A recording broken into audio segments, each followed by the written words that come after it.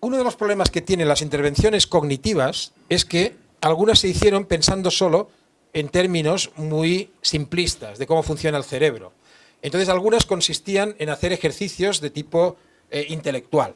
Pues, un paciente hace crucigramas, pues un poco desarrolla algunas habilidades. En algunas intervenciones se llegaba a pasar el test de Wisconsin 50 veces a un paciente hasta que realmente mejoraba mucho, lo hacía mucho mejor que yo, pero claro, luego si eso se convertía en algo aplicable a la práctica clínica, tengo muchas dudas, que uno por muy bien que haga el Wisconsin con entrenamiento. Y este es el problema es que hay intervenciones que en teoría pueden ser muy interesantes, pero luego resulta que no tienen traducción ecológica, que no ocurre nada en la realidad de los pacientes. Los pacientes van a la terapia y luego salen igual. Entonces lo que queríamos hacer era hacer una rehabilitación neurocognitiva orientada a lo funcional. Sabéis que la rehabilitación neurocognitiva se ha mostrado útil en pacientes con lesiones neurológicas, se hace mucho pues, en los ictus, se hace mucho en los accidentes de tráfico con lesiones cerebrales, se está haciendo en la esquizofrenia con un éxito relativo, siempre es un éxito un poco más optimista de la realidad. Con las psicoterapias acostumbra a pasar, es como la cirugía, todo el mundo va bien y luego pues, la realidad es un poco más complicada. Y se hacen pocos estudios rigurosos que demuestren la eficacia de las psicoterapias. Muchas psicoterapias se hacen con muy buena voluntad, pero sin una evaluación rigurosa. Una de las cosas que hacemos nosotros es evaluar las psicoterapias con la misma metodología que los fármacos, siendo igual de estrictos, porque sabemos que los fármacos son escrutinizados de una forma o escrutados de una forma súper estricta por las autoridades. Las psicoterapias no son escrutadas. Entonces, nosotros pretendemos hacerlo con el mismo rigor. Los estudios que hay hasta ahora en bipolar son poquísimos. Cuando hicimos la revisión de qué estudios había, encontramos solo estos 5 y, de hecho, el tamaño de las muestras es solo entre 2 y 18 pacientes, o sea, completamente inadecuado. Y el único estudio que tiene un poco más de pacientes, tiene 18, y tiene unos ciertos resultados buenos, es este estudio de Deckersbach, es el único que tiene un mínimo rigor, pero sigue siendo una muestra muy pequeña. Como decía, lo que pretendemos es resolver este precipicio de aquí, esta diferencia.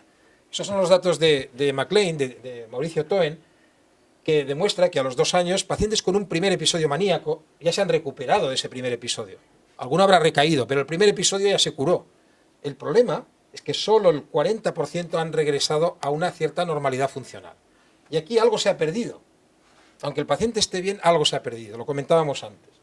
Queremos ayudar a recuperar esto. La psicoeducación probablemente no resuelva esto. La psicoeducación nos ayudará a prevenir otras recaídas. Pero esto es con el paciente que ya está autímico y que no acaba de funcionar bien. Tenemos datos muy claros de que la memoria y el funcionamiento cognitivo correlaciona con el funcionamiento. Es un ingrediente fundamental de esta distancia de aquí. Sabemos, no es lo único. Otro aspecto muy importante son la sintomatología subclínica. Pacientes que tienen síntomas residuales van a ir peor. Pero también, aparte de eso, es la función cognitiva. Correlaciona con el funcionamiento. Más disfunción cognitiva, peor funcionamiento. El modelo en el que trabajamos es un modelo en el que pensamos que, a diferencia de la esquizofrenia, muchos de los pacientes con trastorno bipolar tienen un funcionamiento superior a la normalidad antes de la enfermedad. Y hay varios estudios que indican esto, superior a la normalidad.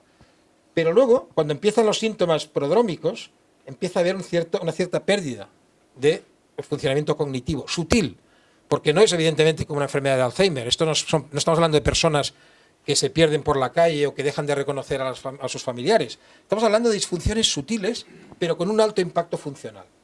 Y lo que pretenderemos es recuperar este impacto, que además es acumulativo a base de episodios. Cuantos más episodios, peor es el impacto funcional de la enfermedad. Para ello hemos utilizado una escala que se desarrolló en conjunto con otros centros, por ejemplo el de Porto Alegre de Brasil, que es la escala FAST, el Functioning Assessment Short Test. Yo se la recomiendo porque es una escala breve, aquí tienen solo una página, y es muy útil para evaluar los pacientes y su funcionamiento. Y es realmente sencilla, es heteroaplicada, es un juicio que hace el clínico. Un paciente maníaco te puede decir, no, estoy fantástico, mi trabajo me va fantástico, y luego tú sabes perfectamente que en el trabajo están a punto de echarle y que está haciendo barbaridades, ¿no? Entonces, mide funcionamiento, no calidad de vida. La calidad de vida es lo que el paciente percibe, y es legítimo que sea así. Pero aquí estamos evaluando el funcionamiento objetivo, en la medida que podamos objetivizar su funcionamiento. Y como veis, tiene varios dominios: autonomía, funcionamiento laboral, funcionamiento cognitivo, manejo del dinero, relaciones interpersonales y uso del tiempo libre. Bueno, pues evaluando esto respecto a controles sanos, está clarísimo que hay una discapacidad muy alta en el trastorno bipolar. Esos son pacientes eutímicos, pero fijaos que el tamaño del efecto es altísimo, 1,2. Diferencias en puntuación total y en todas las áreas. La única que no es significativa es en el manejo del tiempo libre, porque son pacientes eutímicos. En los pacientes, por ejemplo, deprimidos también sale significativo, pero en los eutímicos, más o menos, cuando están recuperados el tiempo libre todavía sí lo aprovechan. Pero podéis ver que en todo lo otro hay disfunciones importantes. ¿Qué otro aspecto es fundamental? Pues nuestros estudios nos indican que los pacientes con disfunción cognitiva no solo tienen hoy peor funcionamiento social, sino que progresivamente van a seguir teniendo peor funcionamiento social. Este es un estudio de seguimiento a 4 años en el cual los pacientes con peor funcionamiento cognitivo tuvieron peor funcionamiento social a los 4 años. Os contaba antes la importancia de anticiparse a los problemas. Por tanto, tenemos que anticiparnos, tenemos que evitar este declive. Y algo hay que hacer a día de hoy. Lo que hemos hecho es diseñar una intervención que va destinada a mejorar el funcionamiento de los pacientes. Lo llamamos Functional Remediation. No sé cómo traducir al español porque nos resultó más fácil pensarlo en inglés, pero lo llamamos rehabilitación funcional. Incluye no solo la mejora neurocognitiva, sino también la adaptación psicosocial. Consiste en aprender técnicas neurocognitivas ecológicas, de aplicación práctica, y introduce elementos educativos sobre los déficits cognitivos y su impacto en el funcionamiento social. Es decir, les vamos a contar a los pacientes que pueden tener disfunciones cognitivas y que tenemos que resolverlas y cómo impactan en su funcionamiento, porque muchos pacientes no son conscientes de ellas. Es más, hay pacientes que son conscientes de disfunción cognitiva y casi no tienen, y hay pacientes que no lo son y tienen una grave disfunción cognitiva. O sea, no hay una correlación perfecta entre lo que el paciente cuenta y la evaluación objetiva neuropsicológica. Proporcionamos estrategias para mejorar el desempeño neurocognitivo en dominios como la atención, la memoria y las funciones ejecutivas. Y puede involucrarse a la familia para facilitar la implementación de las técnicas, porque se han de hacer muchas cosas en casa, no solo en el despacho, sino también en casa. Lo hacemos en grupo. Utilizamos técnicas de modelaje, role-playing, instrucciones verbales, autoinstrucciones, refuerzo positivo, pistas metacognitivas. No tengo tiempo de contar con más detalle lo que es, pero tenemos un manual escrito que vamos a publicar y confiamos en ponerlo a disposición de todos los clínicos. Hacemos 21 sesiones porque aquí lo que queríamos es hacer algo comparable a la psicoeducación, porque queríamos evaluar en un ensayo clínico la eficacia sobre el funcionamiento de esta técnica versus psicoeducación versus tratamiento habitual.